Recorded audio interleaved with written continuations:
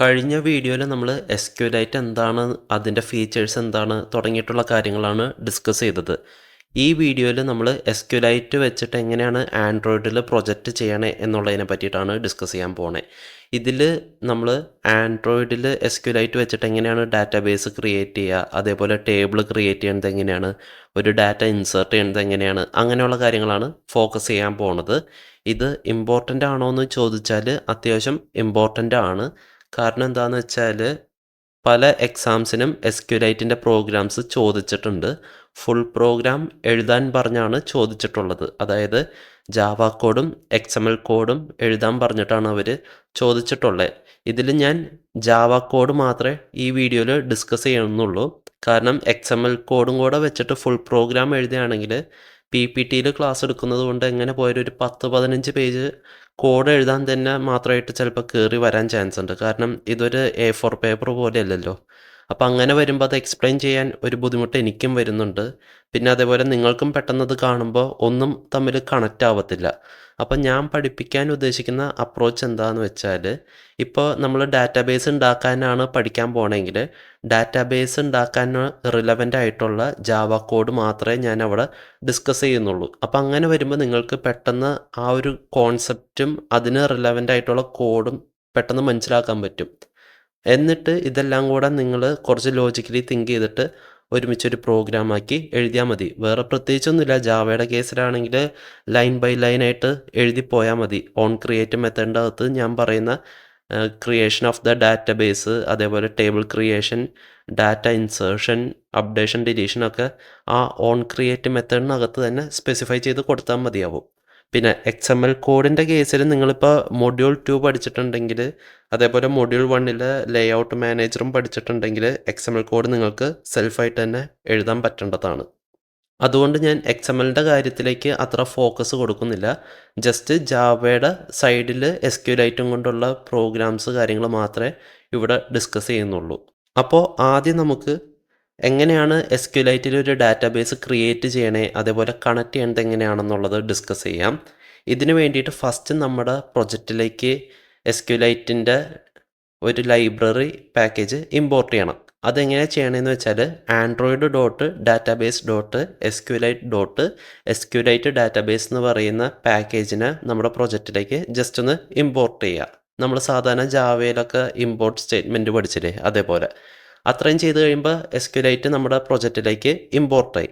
ഇനി അടുത്ത സ്റ്റെപ്പ് എന്ന് പറഞ്ഞാൽ നമ്മളൊരു SQLite ഡാറ്റാബേസ് വേരിയബിളിനെ ഇനിഷ്യലൈസ് ചെയ്യണം. അത് ഞാനിവിടെ ഇനിഷ്യലൈസ് ചെയ്തിട്ടുണ്ട്. ഇപ്പോൾ ഇവിടെ ഈ ഒരു ആരോ കണ്ട, ഈ ആരോൻ്റെ ഇവിടെ അത് ഞാൻ ഇനിഷ്യലൈസ് ചെയ്തിട്ടുണ്ട്. SQLite ഡാറ്റാബേസ് സ്പേസ് SDB എന്നും പറഞ്ഞിട്ടുള്ള ലൈൻ കണ്ടില്ലേ, ആ ലൈൻ ഞാൻ ഇനിഷ്യലൈസ് ചെയ്യേണ്ടതാണ്. ഇനി അത് കഴിഞ്ഞിട്ട് അടുത്ത സ്റ്റെപ്പ് എന്ന് പറഞ്ഞാൽ നമ്മുടെ ഡാറ്റാബേസ് ക്രിയേറ്റ് ചെയ്യാൻ വേണ്ടിയിട്ട് ഒരു മെത്തേഡ് അവൈലബിൾ ആണ്. ആ മെത്തേഡിൻ്റെ പേരെന്ന് പറഞ്ഞാൽ ഓപ്പൺ ഓർ ക്രിയേറ്റ് ഡാറ്റാബേസ് എന്നാണ്. ഈ ഒരു മെത്തേഡിൻ്റെ യൂസേജ് എന്ന് പറഞ്ഞാൽ ഡാറ്റാബേസ് ഓൾറെഡി നമ്മുടെ ഫോണിൻ്റെ അകത്ത് എക്സിസ്റ്റ് ചെയ്യുന്നുണ്ടെങ്കിൽ ഡയറക്റ്റ് കണക്ട് ചെയ്യുക എന്നുള്ളൊരു ഉദ്ദേശമാണ്. ഇനി അഥവാ ഡാറ്റാബേസ് നമ്മുടെ ഫോണിൽ പ്രസൻ്റ് അല്ല, ഇപ്പോൾ നമ്മൾ ആദ്യമായിട്ടാണ് ആപ്പ് റൺ ചെയ്യണേ, അപ്പോൾ അങ്ങനെയുള്ള സിനാരിയോസിൽ ഡാറ്റാബേസ് ഉണ്ടാവില്ലല്ലോ. അപ്പോൾ അങ്ങനത്തെ സിനാരിയോയിലാണെങ്കിൽ ഡാറ്റാബേസ് ക്രിയേറ്റ് ചെയ്തിട്ട് അതിലേക്ക് കണക്ഷൻ കൊടുക്കണം. അതാണ് ഈ ഒരു മെത്തേഡിൻ്റെ ഫങ്ഷനാലിറ്റി എന്നുള്ളതും കൊണ്ട് ഉദ്ദേശിക്കുന്നത്. ഇനി ഈ മെത്തേഡിൽ നമ്മൾ 3 ആർഗ്യുമെൻറ്റ്സ് അല്ലെങ്കിൽ 3 പാരാമീറ്റേഴ്സ് പാസ് ചെയ്ത് കൊടുക്കുന്നുണ്ട്. അതെന്തൊക്കെയാണെന്ന് ഉള്ളത് നോക്കാം. ആദ്യത്തേതെന്ന് പറഞ്ഞാൽ ഡാറ്റാബേസിൻ്റെ ഫയൽ നെയിമാണ്. അതായത് ഇവിടെ ഇപ്പോൾ ഈ എക്സാമ്പിൾ പ്രോഗ്രാമിൽ ഞാൻ database.sdb എന്നും പറഞ്ഞിട്ട് ഒരു സ്ട്രിങ് ആണ് ഫസ്റ്റ് പാസ് ചെയ്ത് കൊടുത്തിട്ടുള്ളത്. അതായത് എൻ്റെ ഡാറ്റാബേസ് ഫയലിൻ്റെ നെയിം database.sdb എന്നായിരിക്കണം എന്നുള്ളതാണ് ഞാൻ ആദ്യത്തെ ആർഗ്യുമെൻറ്റിൽ സ്പെസിഫൈ ചെയ്തിട്ടുള്ളത്. പിന്നെ വരുന്ന രണ്ടാമത്തെ ആർഗ്യുമെൻ്റ് എന്ന് പറഞ്ഞാൽ ആ ഡാറ്റാബേസ് ഫയൽ ഓപ്പൺ ചെയ്യാൻ വേണ്ടി ആവശ്യമുള്ള പെർമിഷൻ സ്പെസിഫൈ ചെയ്യാൻ വേണ്ടിയിട്ടാണ് അവിടെ കൊടുത്തിട്ടുള്ളത്. അപ്പോൾ ഇതിൽ ഈ എക്സാമ്പിൾ പ്രോഗ്രാമിൽ ഞാൻ യൂസ് ചെയ്തിട്ടുള്ള പെർമിഷൻ എന്ന് പറഞ്ഞാൽ SQLite database.create_if_necessary എന്ന് പറയുന്ന ആ ഒരു പെർമിഷനാണ്. അതെന്ന് പറഞ്ഞാൽ നിങ്ങൾക്ക് വായിക്കുമ്പോൾ തന്നെ ഓൾമോസ്റ്റ് അതിൻ്റെ പർപ്പസ് എന്താണെന്ന് മനസ്സിലാവും. അതായത് ഡാറ്റാബേസ് ഫയൽ ഓൾറെഡി ഇല്ല എങ്കിൽ ക്രിയേറ്റ് ചെയ്യുക, അതായത് ഇല്ല എങ്കിൽ ക്രിയേറ്റ് ചെയ്യുക, ഉണ്ടെങ്കിൽ ഒന്നും ചെയ്യണ്ട. ആ ഒരു പെർമിഷനാണ് ഞാൻ അവിടെ സെക്കൻഡ് പാരാമീറ്ററായിട്ട് പാസ് ചെയ്ത് കൊടുത്തിട്ടുള്ളത്. ഇനി അവസാനത്തെ പാരാമീറ്റർ എന്താന്ന് വെച്ചാൽ അവിടെ നമുക്കൊരു കേഴ്സർ ഫാക്ടറി ബിൽഡർ ഇൻ്റർഫേസ് എന്തെങ്കിലും നമ്മൾ സെറ്റ് ചെയ്തിട്ടുണ്ടെങ്കിൽ പാസ് ചെയ്ത് കൊടുക്കാം. അങ്ങനെയുള്ള ഒരു ലൈനാണ്. അവിടെ ആക്ച്വലി നമ്മൾ സാധാരണഗതിക്ക് നമുക്ക് അവിടെ ഒന്നും പാസ് ചെയ്ത് കൊടുക്കേണ്ടി വരാറില്ല. ഇനിയിപ്പോൾ ഇൻ കേസ് എന്തെങ്കിലും കോംപ്ലക്സ് ആയിട്ടുള്ള ആപ്ലിക്കേഷൻ ആണെങ്കിൽ മാത്രം അവിടെ ഒരു കേഴ്സർ ഫാക്ടറി ബിൽഡർ പാസ് ചെയ്ത് കൊടുത്താൽ മതി. അല്ലാത്ത പക്ഷം അവിടെ നള്ളെന്നും പറഞ്ഞിട്ട് ആ ഒരു ആർഗ്യുമെൻറ്റിലേക്ക് വാല്യൂ പാസ് ചെയ്താൽ മതി. ഇപ്പം നിങ്ങൾ വിചാരിക്കേണ്ടാവും കേഴ്സർ ഫാക്ടറി ബിൽഡർ എന്താണ് എന്നുള്ളത്. ഇതിൽ നിങ്ങൾക്ക് ആക്ച്വലി കേഴ്സർ ഫാക്ടറി ബിൽഡർ പഠിക്കാനില്ല. എന്നിരുന്നാലും കേഴ്സർ എന്താണെന്നുള്ളത് നിങ്ങൾക്ക് പഠിക്കാനുണ്ട്. കേഴ്സർ ഇപ്പം ഞാൻ സിമ്പിളായിട്ട് പറയുകയാണെങ്കിൽ നമ്മൾക്കത് മെയിനായിട്ടും യൂസ് വരുന്ന ഒരു സിറ്റുവേഷൻ എന്ന് പറഞ്ഞാൽ നമ്മളിപ്പോൾ ഡാറ്റാബേസിൽ നിന്ന് ക്വറി ഫെച്ച് ചെയ്യില്ലേ, അതായത് സെലക്ട് സ്റ്റാർ ഫ്രം അങ്ങനെയുള്ള കമാൻഡ്സ് വെച്ചിട്ട് റോസ് റിട്രീവ് ചെയ്യില്ലേ, അങ്ങനെയുള്ള സാഹചര്യത്തിലാണ് കേഴ്സറും കൊണ്ടുള്ള യൂസേജ് വരുന്നത്. കേഴ്സറിനെ പറ്റിയിട്ട് നമ്മൾ സെപ്പറേറ്റ് ഒരു വീഡിയോ ചെയ്യുന്നുണ്ട്. അപ്പോൾ തൽക്കാലം ഇത്രയും ഓർത്തിരിക്കുക. ജസ്റ്റ് ഇത്രയേ ഉള്ളൂ. ഓപ്പൺ ഓർ ക്രിയേറ്റ് ഡാറ്റാബേസ് എന്ന് പറയുന്ന മെത്തേഡിൻ്റെ അകത്ത് 3 പാരാമീറ്റേഴ്സ് പാസ് ചെയ്ത് കൊടുക്കാം. ആദ്യത്തേതെന്ന് പറഞ്ഞാൽ ഡാറ്റാബേസ് ഫയലിൻ്റെ നെയിം അതെന്തായിരിക്കണം എന്നുള്ളതാണ് പറഞ്ഞു കൊടുക്കേണ്ടത്. അതൊരു സ്ട്രിങ് വാല്യൂ ആണ്. രണ്ടാമത്തെ ആർഗ്യുമെൻ്റ് എന്ന് പറഞ്ഞാൽ നമ്മുടെ ഡാറ്റാബേസ് ഓപ്പൺ ചെയ്യാൻ വേണ്ട ആവശ്യമുള്ള പെർമിഷനാണ് പാസ് ചെയ്ത് കൊടുക്കേണ്ടത്. അത് ആക്ച്വലി 2 ടൈപ്പ് പെർമിഷൻസ് ഉണ്ട്. പക്ഷെ ഇപ്പോൾ ഈ എക്സാമ്പിൾ പ്രോഗ്രാമിൽ ഞാൻ യൂസ് ചെയ്തിട്ടുള്ള പെർമിഷൻ എന്ന് പറഞ്ഞാൽ create underscore if underscore necessary എന്ന് പറയുന്ന ഒരു പെർമിഷനാണ്. ഇത് കൂടാതെ മോഡ് അണ്ടർസ്കോർ പ്രൈവറ്റ് എന്നും പറഞ്ഞിട്ട് ഒരു പെർമിഷനും കൂടെ ഉണ്ട്. ബൈ ഡിഫോൾട്ട് അതാണ് യൂസ് ചെയ്യുന്നത്. അപ്പം അങ്ങനെ 2 പെർമിഷൻസ് നിങ്ങൾക്ക് ഇതിൽ ഏത് വേണമെങ്കിലും പാസ് ചെയ്ത് കൊടുക്കാം. ഇനി അവസാനമായിട്ട് വരുന്ന ആർഗ്യുമെൻറ്റ്, അതായത് മൂന്നാമത് വരുന്ന ആർഗ്യുമെൻ്റ് എന്ന് പറഞ്ഞാൽ നിങ്ങൾ എന്തെങ്കിലും കേഴ്സർ ഫാക്ടറി ബിൽഡർ ഇൻ്റർഫേസ് എന്തെങ്കിലും കാര്യങ്ങളൊക്കെ സെറ്റ് ചെയ്തിട്ടുണ്ടെങ്കിൽ അതാണ് അവിടെ യൂസ് ചെയ്യാൻ നിങ്ങൾക്ക് താല്പര്യമെങ്കിൽ ആ ഒരു വേരിയബിൾ അല്ലെങ്കിൽ ആ ഒരു ക്ലാസ് ഇൻ്റർഫേസ് നിങ്ങൾക്ക് ഈ ഒരു ആർഗ്യുമെൻ്റായിട്ട് പാസ് ചെയ്ത് കൊടുക്കാം. ഇനി അഥവാ നിങ്ങൾക്ക് കേഴ്സർ ഫാക്ടറി ബിൽഡർ എന്ന് പറയുന്ന സംഭവം നിങ്ങൾ ഇംപ്ലിമെൻറ്റ് ചെയ്തിട്ടില്ല എങ്കിൽ മൂന്നാമത്തെ ആർഗ്യുമെൻ്റ് അല്ലെങ്കിൽ പാരാമീറ്ററിന് നിങ്ങൾക്ക് നള്ളായിട്ട് ഒരു നൾ വാല്യൂ പാസ് ചെയ്ത് കൊടുക്കാം. അപ്പോൾ ഇത്രയാണ് ഒരു ഡാറ്റാബേസ് ക്രിയേറ്റ് ചെയ്യാൻ വേണ്ട സ്റ്റെപ്സ്, അല്ലെങ്കിൽ ഡാറ്റാബേസിലേക്ക് കണക്ട് ചെയ്യേണ്ട കാര്യങ്ങൾ ഇത്രേ ഉള്ളൂ. ഇനി അടുത്ത കാര്യം നമുക്ക് നോക്കാനുള്ളത് എന്താണെന്ന് വെച്ചാൽ ഒരു ഡാറ്റാബേസ് ആദ്യമായിട്ട് നമ്മൾ കോൺഫിഗർ ചെയ്യുമ്പോൾ അതിൻ്റെ അകത്ത് കുറച്ച് പ്രോപ്പർട്ടീസ് നമുക്ക് സെറ്റ് ചെയ്യാൻ പറ്റും. അപ്പോൾ അതെന്തൊക്കെയാണെന്നുള്ളത് നോക്കാം. ആദ്യം നമുക്ക് സെറ്റ് ചെയ്യാൻ പറ്റുന്നത് ഡാറ്റാബേസ് വെർഷനാണ്. ഡാറ്റാബേസ് വെർഷൻ നമുക്ക് സെറ്റ് ചെയ്യാൻ വേണ്ടിയിട്ട് സെറ്റ് വെർഷൻ എന്നും പറഞ്ഞിട്ടൊരു മെത്തേഡ് അവൈലബിൾ ആണ്. ഈ ഒരു മെത്തേഡിൻ്റെ അകത്ത് നമുക്ക് ഇൻറ്റീജർ വാല്യൂസ് പാസ് ചെയ്ത് കൊടുക്കാൻ പറ്റും. അപ്പോൾ നിങ്ങൾക്ക് വേണമെങ്കിൽ ഡാറ്റാബേസിൻ്റെ വെർഷൻ 1 അല്ലെങ്കിൽ 2 ആണ് യൂസ് ചെയ്യേണ്ടതെന്നുള്ളത് അങ്ങനെയുള്ള കാര്യങ്ങൾ നിങ്ങൾക്ക് അവിടെ സെറ്റ് ചെയ്ത് കൊടുക്കാൻ പറ്റും. പിന്നെ വരുന്ന മെത്തേഡ് എന്ന് പറഞ്ഞാൽ സെറ്റ് ലൊക്കാൽ എന്നും പറഞ്ഞിട്ടുള്ളൊരു മെത്തേഡാണ്. ഇതിൻ്റെ പർപ്പസ് എന്താണെന്ന് വെച്ചാൽ യൂസർ പ്രിഫേർഡ് ആയിട്ടുള്ള ലൊക്കാലായിരിക്കണം ഡാറ്റാബേസിനെ സെറ്റ് ചെയ്യേണ്ടതെങ്കിൽ നിങ്ങൾക്കത് പറഞ്ഞു കൊടുക്കണമെങ്കിൽ ഈ ഒരു മെത്തേഡ് യൂസ് ചെയ്യാം.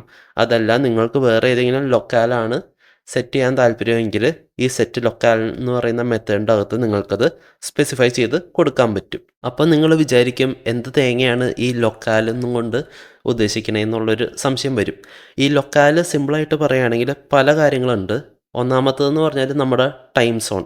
അത് ഓരോ ആൾക്കാർക്ക് ഓരോ ലൊക്കാലായിരിക്കും. അതായത് നമ്മുടെ ഇവിടെ നാട്ടിലാണെങ്കിൽ ഒരു 5:30 GMT ടൈം സോൺ അതാണല്ലോ നമ്മൾ ഫോളോ ചെയ്യുക. വേറെയുള്ള രാജ്യത്ത് വേറെ ആയിരിക്കും. അപ്പോൾ നിങ്ങൾക്ക് ടൈം സ്പെസിഫിക് ആയിട്ടുള്ള ലൊക്കാലെ സെറ്റ് ചെയ്യണമെങ്കിൽ നിങ്ങൾക്ക് ഈ സെറ്റ് ലൊക്കാലിൽ അത് പറഞ്ഞു കൊടുക്കാം. ഇനി അതല്ല, ചില ഫോണുകളിൽ പ്രൈമറി ലാംഗ്വേജ് ഇംഗ്ലീഷ് ആയിരിക്കും, ചിലയിടത്ത് അത് വേറെ ഫ്രഞ്ചോ ജർമ്മനോ അങ്ങനെ എന്തെങ്കിലും ആയിരിക്കും. അപ്പോൾ അങ്ങനെയുള്ള സമയത്ത് നിങ്ങൾക്ക് ഇംഗ്ലീഷ് മാത്രമേ ലൊക്കാലായിട്ട് ഡാറ്റാബേസിന് സെറ്റ് ചെയ്യാൻ പാടുള്ളൂ എങ്കിൽ നിങ്ങൾക്ക് അന്നേരവും ഈ സെറ്റ് ലൊക്കാൽ എന്ന് പറയുന്ന മെത്തേഡിൻ്റെ അകത്തത് സ്പെസിഫൈ ചെയ്ത് കൊടുക്കാൻ പറ്റും. ഇനി ഇതൊന്നുമല്ല, യൂസർ എന്ത് ലൊക്കാലാണോ അവരുടെ ഡിവൈസിൽ സെറ്റ് ചെയ്തിട്ടുള്ളത് അത് തന്നെ നമ്മുടെ ഡാറ്റാബേസിന് വേണമെങ്കിൽ അന്നേരവും ഈ സെറ്റ് ലൊക്കാൽ എന്ന് പറയുന്ന മെത്തേഡിൻ്റെ അകത്ത് അതും നമുക്ക് പറഞ്ഞു കൊടുക്കാൻ പറ്റും. ഇനി അവസാനമായിട്ട് വരുന്ന പ്രോപ്പർട്ടി എന്ന് പറഞ്ഞാൽ നമ്മുടെ ഡാറ്റാബേസിൽ ലോക്കിങ് എനേബിൾ ചെയ്യണോ ഡിസേബിൾ ചെയ്യണോ എന്നുള്ളത് സെറ്റ് ചെയ്യാൻ വേണ്ടിയിട്ടുള്ള ഒരു മെത്തേഡാണ്. അതെന്ന് പറഞ്ഞാൽ സെറ്റ് ലോക്കിങ് എനേബിൾഡ് എന്നും പറഞ്ഞിട്ടാണ് ആ ഒരു മെത്തേഡിൻ്റെ പേര് വരുന്നത്. ഈ മെത്തേഡിൻ്റെ അകത്ത് നമുക്കൊരു ബൂലിയൻ വാല്യൂ ആർഗ്യുമെൻ്റ് ആയിട്ട് പാസ് ചെയ്ത് കൊടുക്കാൻ പറ്റും. ട്രൂ ഓർ ഫാൾസ് ആയിട്ട് നമുക്കത് സെറ്റ് ചെയ്യാൻ പറ്റും. അതായത് നിങ്ങൾക്കിപ്പോൾ ഡാറ്റാബേസ് ലോക്കിങ് എനേബിൾ ചെയ്യണമെങ്കിൽ ഈ ഒരു മെത്തേഡ്, അതായത് സെറ്റ് ലോക്കിംഗ് എനേബിൾഡ് എന്ന് പറയുന്ന മെത്തേഡിൻ്റെ അകത്ത് ട്രൂ എന്ന് പറഞ്ഞ് പാസ് ചെയ്ത് കൊടുക്കണം.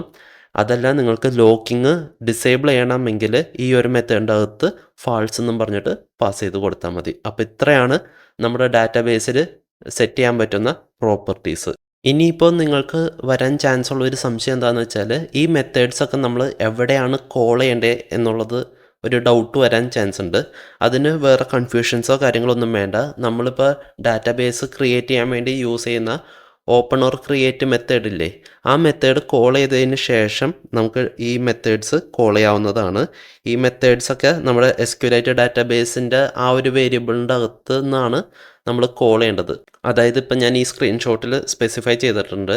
SDB എന്ന് പറയുന്ന വേരിയബിൾ നമ്മൾ ക്രിയേറ്റ് ചെയ്തതിന് ശേഷം അത് ഓപ്പൺ ഓർ ക്രിയേറ്റ് ഡാറ്റാബേസ് വെച്ചിട്ട് നമ്മൾ ആ മെത്തേഡ് കോൾ ചെയ്ത് ഡാറ്റാബേസ് ക്രിയേറ്റ് ചെയ്ത് അതിനുശേഷം ആ SDB ഒബ്ജക്റ്റ് യൂസ് ചെയ്തിട്ടാണ് ഈ പറയുന്ന set version, set locale, set locking enabled തുടങ്ങിയിട്ടുള്ള മെത്തേഡ്സ് നമ്മൾ കോൾ ചെയ്തിട്ടുള്ളത്. സിമ്പിളായിട്ടുള്ള ഒരു കാര്യമാണ്. ഒരു ഒബ്ജക്റ്റിൽ നിന്ന് നമ്മൾ അതിൻ്റെ റിലവൻ്റ് ആയിട്ടുള്ള മെത്തേഡ് കോൾ ചെയ്യുന്ന പോലെ തന്നെ ഈ 3 മെത്തേഡ്സും നമ്മൾ കോൾ ചെയ്യുന്നു.